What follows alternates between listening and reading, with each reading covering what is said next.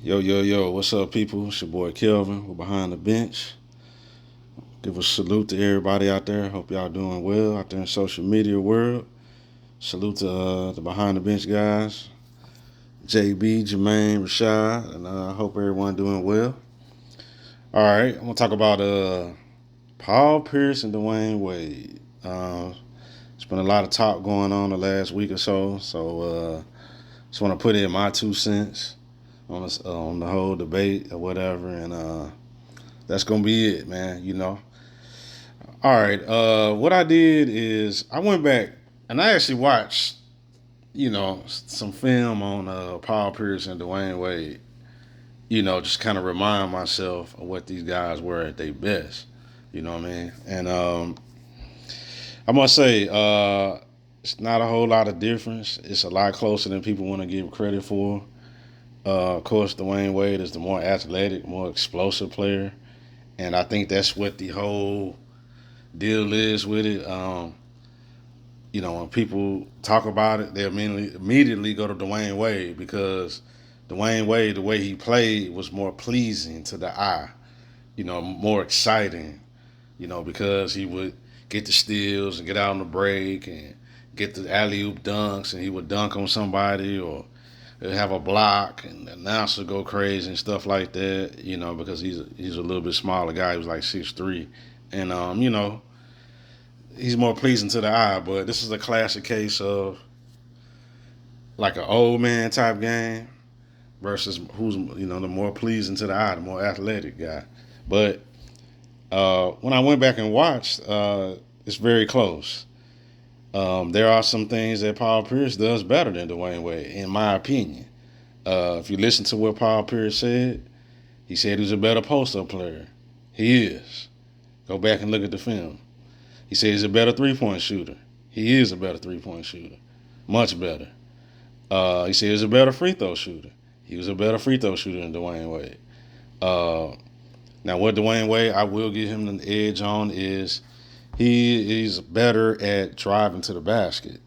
That's where the athleticism and the quickness and stuff like that. But one thing I did notice about Dwayne Wade in a lot of those games and stuff, he wasn't just going mano a mano, taking this guy out the dribble and going to the rim. He was calling for a lot of picks and screens and stuff like that. And for this just for me personally, I know screens and picks that's just part of the game. But for me personally, I grew up watching Kobe Bryant, Michael Jordan type guys, and I like to see mano a mano. You just beat your guy, no picks, no screens. You either beat him off the dribble going to the rim, you can post him up, or take a couple dribbles, hit a mid-range jump shot, or whatever. I prefer that over, oh, let me call a pick to get the tough defender off of me so I can get the weaker defender and attack him. And that's what Dwayne Wade did a lot. Now, when I watched Paul Pierce, he would go up against the toughest defender and he would just beat him. People talk about him being slow and unathletic. He was more athletic, more quick than people give him credit for. He would beat the guy off the dribble, go to the rim. He was very good at attacking the basket. He was very good at posting up. Um, you know, Paul Pierce was a hell of a player, man. A great, great player. And like he said, and people would listen, when he was at his absolute best and his peak, he was playing on average teams or below average teams. And, he didn't have a lot of help. So he wasn't getting a lot of publicity. While Dwayne Wade, he was at his peak after he won the finals MVP, which, that's slightly overrated. While great, slightly overrated. The dude shot almost 100 free throws. But when Dwayne Wade, he was on his average teams, he still had the flash and all that type of stuff and the dunks and all that still make you want to watch him, even though the team was average or bad or whatever. I think they were 7 or 8 seed or whatever, getting knocked out in the first round. He was still a more pleasing to the eye player to watch than Paul Pierce. But pleasing to the eye, what's more exciting, don't necessarily mean you're a better player. This is the whole thing that's been going on lately here with the Larry Bird thing. People disrespecting him. He wasn't the eye test guy. You had to really watch Larry Bird. Larry Bird was a great player. Same thing with Paul Pierce. Um, Another thing I noticed about Dwayne Wade, his own ball defense is overrated. I know he made 3-time All Defensive Team. I think a lot of that had to do with him being so quick and athletic. He was able to get a lot of steals and play the passing lane. And then, again, being a smaller guard, 6'3", getting those blocks. When he would get a block coming from the weak side or help side, that defense, the announcers would go crazy. Oh my God, what a block, and stuff like that.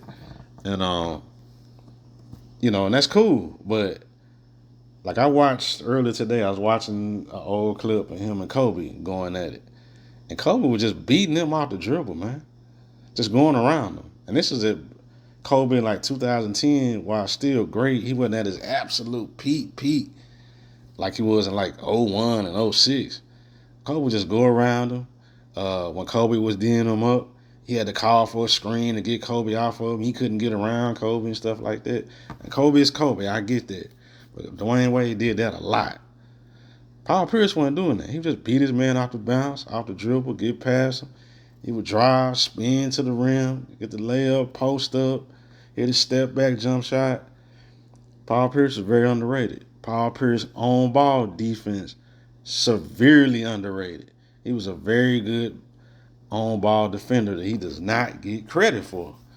He should have probably made some all defensive teams, but again, it's the whole thing where people weren't paying attention to him because he was on some bad teams, during his absolute peak.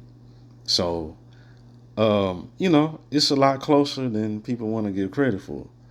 Like, I went and pulled up the numbers. I'm not a big numbers guy, but I just looked at it. And I just pulled up their peak numbers. I pulled up both of them from like age 22 to like 33, 34 years old.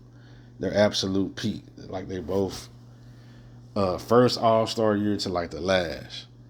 And these are the numbers. These are peak numbers. This is how close it is.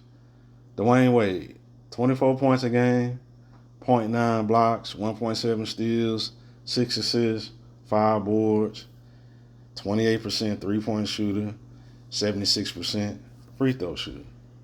Great. Cool. Paul Pierce at his absolute peak.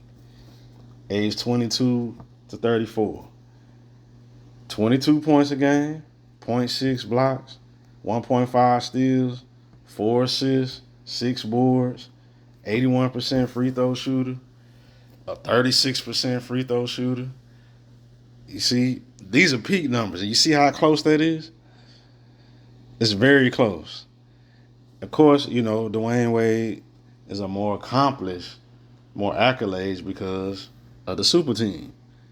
He played with LeBron and Chris Bosh, and he got 2 extra championships, And like Paul Pierce said, if he would have had KG and Ray Allen 4 years earlier at their peak, he might have had 2 or 3 more titles, which he's right, But Paul Pierce got his own Finals MVP also. Yes, he played with Kevin Garnett and Ray Allen, but they both were past their prime, like he said. And Kevin Garnett, people like to overrate the hell out of him. I don't know why, but while very good, he wasn't the same player he was in Minnesota. And then in 2010, he had declined even more when they went to the finals. So, yeah, man, it's. When I went back again, I'm more guilty of the eye test. Also, I immediately said, "Well, nah, man, Dwayne Wade," But when I went back and studied and watched the film, it's a lot closer than people want to think. Paul Pierce was a great, great player. Dwayne Wade was a great player. They're both top 75. I still would get a slight edge to Dwayne Wade because of the explosiveness that he has, but it's very, very close. You can go either way. And another thing, the clutch shooting. Paul Pierce is a very clutch player. Dwayne Wade too, but Paul Pierce was a hell of a clutch player, man. He don't get credit for.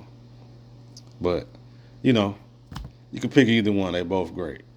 But that's my time. My name is Kelvin. I'm out. I'll catch y'all in the next episode.